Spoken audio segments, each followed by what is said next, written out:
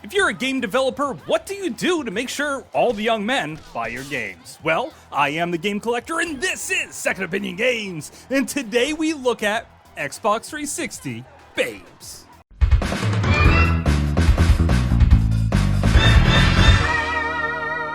Second Opinion Games. Most notably here is probably Bayonetta, because she has high heels that are also guns, and she also has more guns and tons of witch moves. If you turn it on easy mode, basically you just tap the button and destroy everything on the screen, and there's a whole lot of nonsensical stuff going on the screen, with a little bit of story mixed in here and there, and some well-timed button presses, and oh my god, it's just full of hot chicks doing hot things. Particularly Bayonetta. But if you wanted a girl that showed a little bit more skin and had a little bit more of a personality, you might pick up Lollipop Chainsaw, where Juliet freaking looks awesome in this cheerleading outfit as she hacks and slashes zombies down to size, waving her pom-poms. Both characters really like lollipops, but Lollipop Chainsaw is definitely the one you want with a good oral fixation. Lara Croft in Rise of the Tomb Raider is a much more realistic looking girl. I picked this game up for the Xbox 360 over the Xbox One because I wanted to see how they managed to downgrade it for the 360 itself. And it really doesn't feel like it's downgraded at all. This is the complete package here, and Lara has never looked better. Heck, even covered in someone else's blood, she still looks like a girl you would bring home to mother. This girl even looks good in a full-fledged parka. You still knows that she's hot. And when you throw in all the acrobatics and things like that she can do, well, you know for a fact that she's a keeper. But what if we want a little bit less realism? Trouble Witch's Neo is a shooter very much like all the other all-girl cast shooters, but this one sets itself apart very modestly. You have beautiful girls that are done up in an anime art style. Each one of the ones that you could pick from are unique in slightly different ways. You could pick up money, which you have to collect by stop shooting for just a brief second, and then you just suck in all the money on the screen, and you're gonna need every single penny of it to spend at shops, to upgrade your ship, to blow up more stuff. What does this game do special? Nothing. It just does it all right in the first place, and the girls are pretty smoking hot. If you played all the other shooters out there, why haven't you played this one? Skullgirls is an all-female one-on-one fighter done with a cartoony art style. All the girls are voluptuous in pretty much all the right ways. There's a cat girl that can throw her head off. Now, the Xbox 360 controller isn't really good for fighting games, and sadly, I don't have an arcade stick, so I can't quite get the hang of this game, but I do believe there's something really here.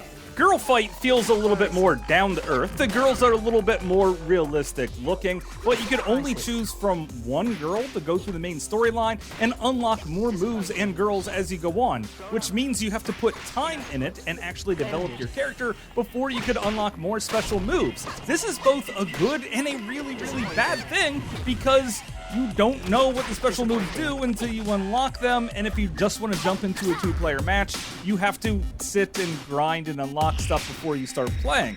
It's sad because if everything was just unlocked at the start, you wouldn't take the time to learn the characters. However, as it is, it feels quite boring because you don't have the special moves at your disposal. It's a shame because it looks pretty good.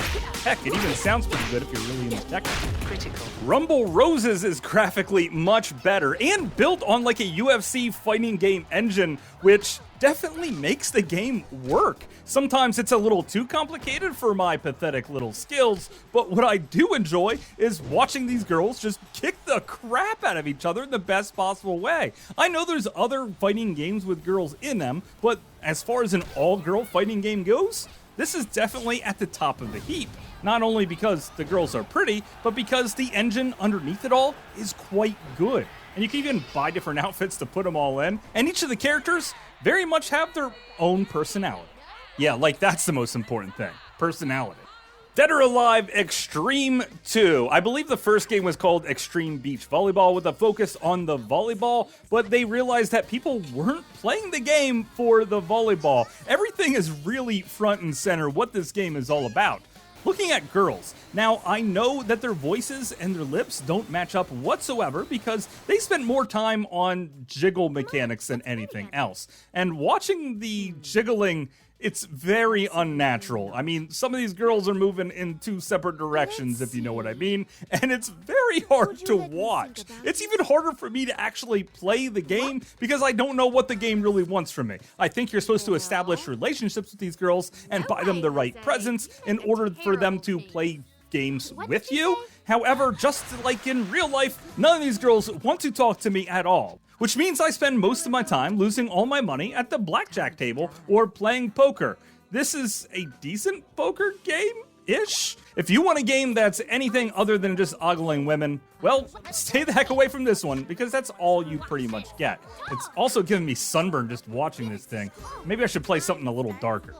Amy is a very dark survival horror game where you play as a robot-looking chick that has no personality, trying to find another little girl who cannot talk and probably also has no personality in a game that has no personality whatsoever. It's dark, the controls are clunky, the action is just as clunky, and you want to shoot up with drugs by playing this game. So you might want to put in Velvet Assassin instead. This is a solid Snake-style sneak-a-thon where you try to kill Nazis and also take in an awful lot of drugs, which then puts you in a nightgown and lets you sneak up on people or just charge at them full speed and slice their throats across. Of course, if you want something with a little bit more action and a lot less stealth, but still has some slicing, well, you might want to turn to Alice Madness Returns is the perfect take on Alice in Wonderland. It takes place partially in the real world, but mostly in a sort of fantasy land where anything could possibly happen. Pulling out a giant pepper grinder to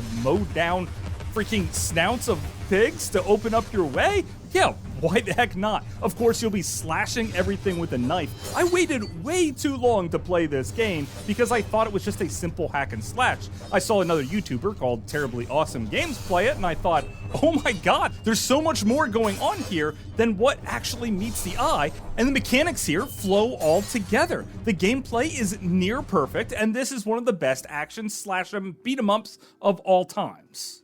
Of course, if you want a little more gunplay, well then check out Wet. You have a super smoke show of a chick sliding on her knees, blowing everyone away with an extreme arsenal of weapons. You still have some hacky, slashy parts, but mostly it's about acrobaticing your way through the environment to kill whoever you need to kill, and drinking some whiskey bottles and throwing them up the air and shooting them as you go along the way.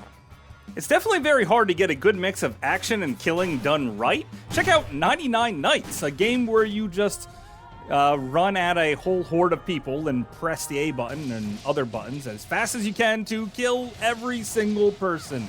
This is unbelievably boring. I really hate every moment of this, but it does have some hot chicks, so, you know, do that. Blood Knight is a little bit better, where you play as a hack and slash dude who also sometimes transforms into a chick. The chick has ranged weapons, which means that you're going to spend an awful lot of time running backwards and shooting forwards, as this is a twin-stick shooter at this point.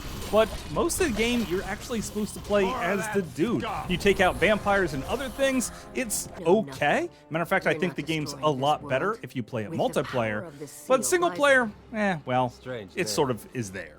Mirror's Edge is overflowing with style. It's a fast-paced, building, free-running, running game where you jump from rooftop to rooftop in order to avoid police and sometimes punch them in the face and other stuff like that. The characters in this game themselves look a little bit more cel-shaded and cartoony because the emphasis is on the running, not on the action bits of the game. And, of course, your lead character, super smoke show female.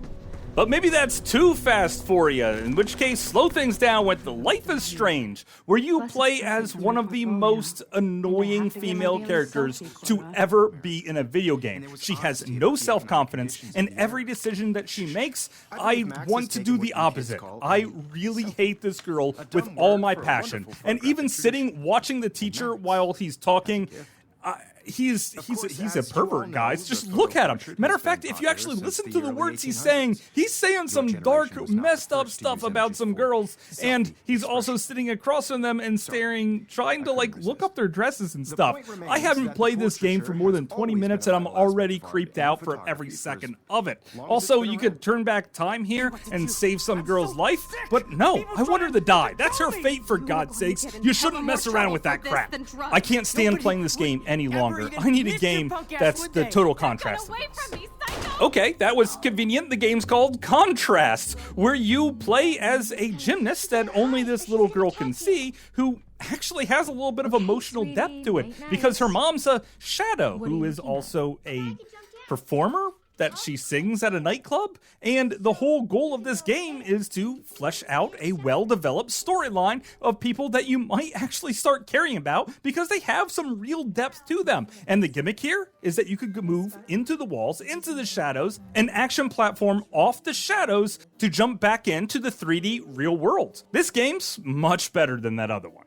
Another game with a decent story is Island of Wakfu. Okay, this is one of those Japanese anime-style games where the girls are scantily clad and sometimes turn into dragons. And teleport all over the place and slashing things up with a decent story. This is one that kind of took me by surprise, and it's not an RPG style that I normally see, especially because it gives you almost everything to do up front, and you still develop more skills as you play through the game, and it's one that snuck under most people's radar. However, this game is very much for kids. As a matter of fact, it's ranked E for everyone, so maybe babes aren't really the point of this game. Just like Splosion Man. Oh my freaking god. This is the follow-up to Splosion Man, where this time you have an over-hyper chick as she explodes and runs around through the environment, blowing up everything with all of the greatness of the first game, but also the adorable chatter of this chick. She sings girl tunes as she runs through the stages, so you're going to hear a lot of Alanis Morissette and other characters like that as you just run through and blow stuff up. And the platforming is some of the best of any game ever made. This game has personality to spare. It also has a chick as your lead character, and it is just adorable fun from start to finish. But I have just one more game with a hot babe that you really kind of have to see.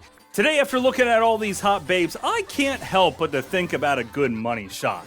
That's where Saints Row Money Shot comes in. It's a beautiful babe with a sniper rifle, and the whole goal of this game is to pilot the bullet through different scenarios, killing pigeons, picking up extra money, picking up a little bit extra time, but also changing scenarios by, like shooting a shotgun out of someone's hand, or maybe even blowing up a wine glass over a fire and burning people alive, and working your bullet all the way to the end, where then you have to take out your sniper-like target. Of course, near misses are extra points. Half the game is, just a hallway that you're trying to curve through, an obstacle course, but the real-life missions is where the meat and potatoes of this game are, and you can see a crap ton of hot babes as you fly through it. The Saints Row games were perfect for just babes and weird crap going on, and this is not only one of the best games for babes, but also probably the best games for sniper rifles,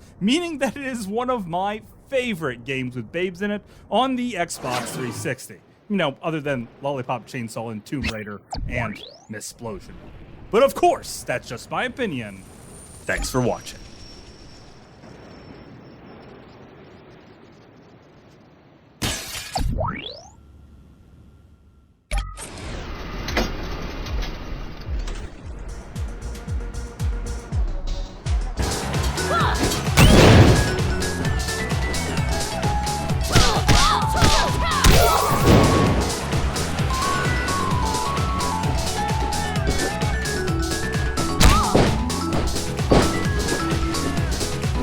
Hopefully you guys enjoyed this video. I had a great time making it because I got a chance to play just a crap ton of games for my Xbox 360, a system that I very much love, and I'm trying to narrow down my list of top 10 360 games, only It's really freaking difficult. This list is so hard to put together. So I'm asking you guys, what are your favorite games for the Xbox 360? Please let me know down below. Did I talk about it today? Well, maybe with Alice or some of the other ones. So let me know, and maybe I'll make that list before I put together my own. And until later, I will see you again.